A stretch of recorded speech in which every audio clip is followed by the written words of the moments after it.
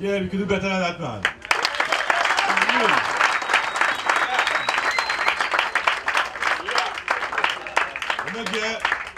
My encounter with Lamont, 2008. This last poem here, Street Sleep calling me. I saw him walking, he was a sacrificial poet for Brave New Voices. So I saw this dude, that kind of skull cap on his head, walking so. And crawling in the people place.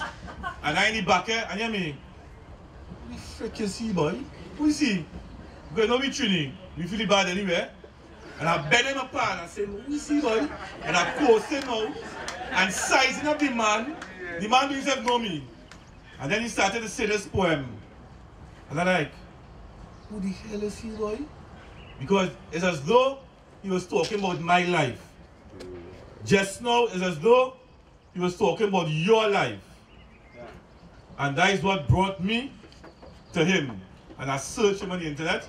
And I said, you have to come to Trinidad because they have to hear you. Not just you, but we, the nation, youth, have to hear his story. It's the same story. Then get again for Lamont.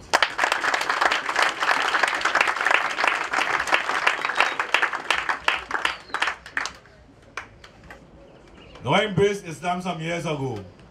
And mostly in Islam, when you embrace Islam, you hear, you can't do this, you can't do that, you can't do this, you can't do that.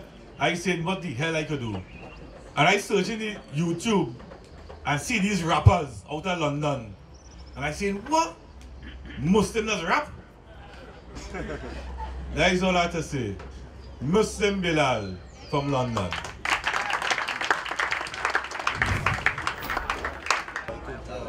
Yo, what's going on? You know what? You have to teach me something. I don't know how you greet each other over here in Trinidad. In my area, if I see my brethren, I say, yo, wagwan. Is that what you say, eh? Wagwan. Alright, you're done. My parents come from Jamaica. I was born and raised in London, United Kingdom. But you know what? I'm going to be straight with you. I travel around the whole world, engaging with people.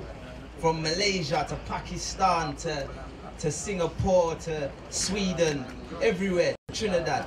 And I find out that the young people, us, the youth, whatever, people in the ghetto, in the streets, we all got the same story. I'm listening to Lamont tell his story and I feel like I could come up here and go straight into the poetry because you just heard my story. I don't even need to tell it. Life is short. It's as if we was born yesterday.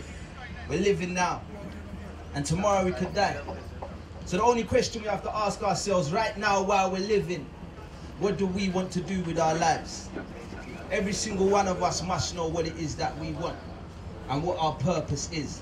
Because my problem is when I was young growing up, I didn't know what I wanted from life. I didn't know my purpose. I was just taking every day as it comes. I was on a 50-cent thing, get rich or die trying. It don't even matter. And that was a problem, a lack of wealth. Because we didn't have no money, you feel like you need money. But like the brother was saying, we didn't have much opportunities to get money, so we end up indulging in these criminal activities, like selling drugs. I didn't know no accountants or lawyers in my area, but I saw a lot of drug dealers in my area. So I said that is an easy way to make money. I didn't want to sell cocaine because I thought it was cool or because I thought girls would like me. I used to lie to girls and say, no, I do trading, I'm a banker. I used to think that sounded more cool, but really it was cocaine in my pocket. So, what I'm trying to say is, if I had the opportunity to do something else, I would have done that. And this wanted the money. My mum was broke, and I felt like if I had money, I would have happiness. Why was I wearing Nicks instead of Nike? Why was I wearing Arribas instead of Adidas? I wanted nice things. I wanted nice things. Because girls like you more when you're shining. And I wanted to impress the girls. I wanted to live nice. I used to go, my mum used to send me to the shop with no money. How can you send me to the shop with no money? I'm 9 years old. I got my picky afro, I got on these dead clothes, and I'm looking bummy and I'm going to the shop with no money. So I'm upset. And when I get in the shop, I can see people I know. So I'm shy, I'm embarrassed, I got pride. I don't even want to ask him for these things in front of people because it's going to embarrass me. So I wait till the shop's empty, then I put the things on the counter and I say, yeah. My mum told me, hey, I'll take this note. He read the note and it said, give my son these things and we'll pay you in 2 weeks' time. So the Indian man looked at me and he's like, tell your mum next week I'm not doing it. Next time I won't do it again. Take the stuff. Now me as a young boy, what I wanted to do is throw the things on the floor and say, keep it. But I know if I go home without the things, and my mum said, where's the food for dinner? I said, you know what, I just threw it on the floor, I told him to keep it. My mum said, what?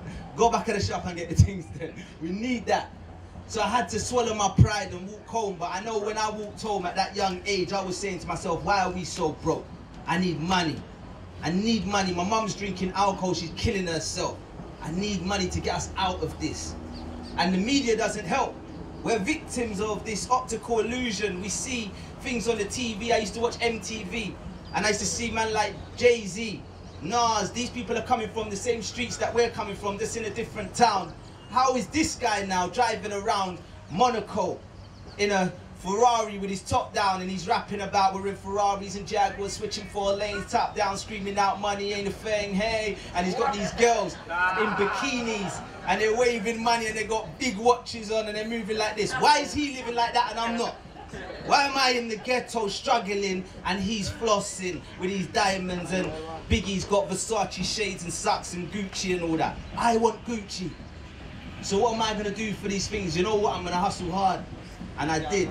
And you see, by 18, 19, I'm driving a Mercedes. I got a Rolex on. Enough girls are calling my phone asking me where am I. They want to meet me. So I felt nice. But that niceness is short-lived. Because the truth is I wasn't content. And I didn't have no inner peace. So life is short. I realized, what is the purpose of my life then? What am I really living for? These things don't make us happy. We still at the big man outside. We put on this bravado, this showcase. But when you're by yourself, the truth is, you're unhappy. You're not content. I could cry when I went to sleep. No one didn't know that in the streets, but I could actually cry when I was by myself in my bed. Because I felt alone like that. And at that time when I felt alone, for me it was different. I felt like God was my only friend. So I used to talk and communicate with God. And the reason why I converted to Islam is because I didn't really want no religion. I felt like religion was man-made. I just wanted to have a relationship with God, because I just knew that was the only person I could trust. And for me, it was like, I just prayed to God and that's it. And then I found out a black man come to me and he was saying, well that, you know, you should just pray to God and that's it. Don't pray to nothing else. Everything else is the creation. Just focus on the creator, and when you die, you return to him. And I said, that's me. I said, I want to come to the bookshop with you. I went to the bookshop with him and I see him saying, Salaam alaikum to the man at the door. He's a Muslim. I said, yo, are you a Muslim? That's not for us black Caribbean people. That's for them Indians, Asians and Arabs. We're black, I'm Jamaican. I'm meant to be in Jamaica, sitting on the beach listening to Bob Marley smoking a spliff. I'm not meant to be in Arabia with these white cloths on. That's not my culture. And then I realized the simplicity of the religion that us as a people didn't understand. But I found it in the books. And I started to tell my story, which is what I'm going to do now in my poetry. But for some inspiration, for someone like myself, just to inspire you, I'll end with, for someone like myself who didn't go to college, didn't even bring a pen or a book to school, didn't go to university, I ended up traveling the world and learning from life, and I wrote my story. And this is what a lot of us have got stories to tell. And when I wrote my story, guess what? They all wanted to hear my story. And they made a film. They wanted to make a documentary on my story, but I knew that a documentary wouldn't make me no money. So I said, let's make the film, but they didn't want to make the film because it had political messages in it. So I said, I'm going to write the film myself. And I wrote the film myself, and I'm not trained as a writer, but I had a charm. So I said to a girl who could type, do you know what, do you want to work for me? I didn't have a degree, she did. I made her work for me as a typist, and I put her on a payroll. So she was typing what I was saying, and we wrote the screenplay, the film. And they said, how are you going to put this film out after? I said, I don't know, but I'm going to raise up 50,000 UK pounds and I'm going to shoot the film and I'll worry about it after. I raised the money, I shot the film. Once the film was made, they said, how are we going to get on TV? How are we getting the cinema? I put on some screenings like this in front of some important people, and someone wanted to buy the film for 150 grand, a distributor. So I sold it. Before I knew it, I'm doing red carpet premieres in central London. I'm walking through the train station with my daughter and she's seeing big posters of me on the tube. And she's saying, Daddy, you're on the wall. I said, yeah, that's me. That's my film coming out and I'm on the TV. So I sold that film and it's out. And since that film, I've done 10 films in the UK. and 8 TV shows. This is a man with no education, never went to college or university. Police was raiding my house every week when I was young. So that's some inspiration. Now I'm gonna go into my story, my poetry, about how I made those changes and converted from the streets to Islam. Have I got everyone's attention? Alright, cool.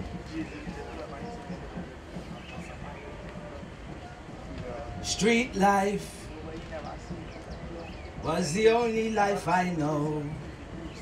Street life was the only life I chose. Oh, street life, I was hustling on those roads. Street life, now I found my way home. Street life was the only life I know. Oh, street life was the only life I chose. Oh, street life, I was hustling on those roads. Street life, now I found my way home. I'm a prisoner sitting there behind my cell door, thinking about the crime I did, why I'm in here for. When I was growing up, I was like the one they didn't care for. While he probably got picked up, I was left to cry on the floor. Who was gonna pick me up if mum could hardly see straight? And I ain't seen my dad again since he walked out the gate. He's looked at me surprised, cause seeing the eyes of my Asian cellmate. I'm like, what's this guy surprised for? This is normal on my estate. He said, didn't I have opportunities? Why didn't I go to university? I said, none of my elders did that, so that just didn't occur to me. My elders done the burglaries and robberies and fraud, and they was driving in Mercedes, looking down upon the Ford. And this lady in the Ford, she studied hard and had a good job, but she's still struggling broke. So that's a joke I'd rather rob, and still to maintain and sell this cocaine. This was the life I was exposed to, so who was I to blame? They made me think money's the most important thing in life. As long as I got money, everything will be alright. That's why I'm not sad that I ended up sad. I might have never met him, I might have never seen the light. See, now I know my true purpose, and when I die, money's gonna be worthless. So I dedicate my time all to him, and that's a good thing when you consider where I've been. You see, it's amazing when I look at where I am today. This ain't what I was raised among, so I call this the chosen way. I used to go into my church every Sunday. Mum was cooking rice and peas, listening to reggae. Typical black boy, typical black household, walking with my jeans low, face like I own the road. Before there was no hope, I used to make a lot of dough. Ask me about Islam or Allah, I say I don't know. A few books, a few months, a lot of reading. New season, it brings a new way of thinking. I reason with this Muslim he's speaking, I listen. I smile because of the beauty I found in his religion. This is what was missing, the final piece of the puzzle. It's all starting to make sense now. Before it was all muddled, I was stuck in the jungle, blind like a bat. Now I see quite clear, it's Allah, thank for that. He brought me the facts, now the boy from the flats is the boy who lays his head down on the mat. It's as simple as that. And now that I found Islam, inshallah, I'ma never turn back. Cause I was on the outside looking in, ghetto child lingering, thinking should I take it now? Thoughts were just wavering, will it make my daddy proud? What am I gonna say to him? Can I go back to my house? Mommy, I'm a Muslim, how's she gonna take it down? How they gonna take it in? Will I end up kicked out? Will I get a kick in? I don't know what to do, I gotta plan my next move. I wanna take Shahada soon, I really gotta think it through. What's right for me I have to do, live for me and not for you. I don't believe that is true, the things I read up in the news. It's my choice, I'ma choose, I ain't got nothing to lose. This is the religion, the truth, read the books, found the proof. I remember Ismail came to me, sat me down and said to me, what's your purpose in life? Because it just looks like a game to me. And I would think occasionally, Ismail is right. I need to fix up my life, tonight could be my last night. So just before the summer, that year was 2002. My mind's already had a wonder, now it's time to make a move. I made my way down to the studios where I link up with my crew. I'm sitting on the single chair, running my fingers through my hair. I said, yo, Ill Mill, is your older brother here? And thankfully he says, yeah, Ismail was downstairs. He'll be up in a minute, he's having a word with his mother. He comes up, I tell him I want to take my shahada. He looks at me and smiles, stand up, receive a hug. He said, I see you as a friend and more, I look you like a bruv. Now I can feel the love, no longer feeling lost. He said, take off your cross and take a drive to New Cross. That's where I met my Uncle Yasser and his brothers from all over. And he said, it's time to leave the ghetto life way over your shoulder. So I said, La ilaha illallah, Muhammadur Rasulullah, there's no true God except Allah, Muhammad is his messenger. Now I ain't going church no more, I'm going Jummah. Friday straight and Mosque, Mumtaz done the khutbah. I wanted to get the front row, I had to get there early. He read a prayer in Arabic, I understood it barely. Really got to learn it quick, let me get myself a teacher. And then I flew to Egypt, so I could learn the language better. and feeling all alone. I mean, right, my mum, feeling all emotional. I wrote my mum a letter. Then I'm feeling lonely, wanted to find myself a lover. I tried to get married, and I suffered a bit of racism. He said she couldn't be with me because my parents were Jamaican. But I said, hey, and I still pray and I fast in Ramadan. And he said, no daughter of mine will be marrying a black man. I said, okay, cool, I'm gonna make a prayer for you. And you know what, brother, just make a prayer for me too. I'm just happy I'm a Muslim. I came from them streets to Islam, the ghetto. When I see my brother give a palm, embrace with a hug and greet with salam, salam alaikum.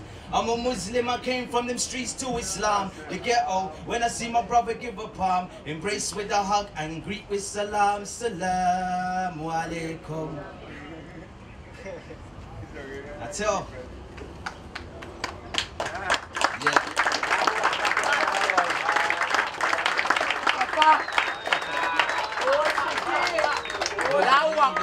We've got enough more poets for today, so yeah, bless. Hope you enjoyed it. Thank you. Take care.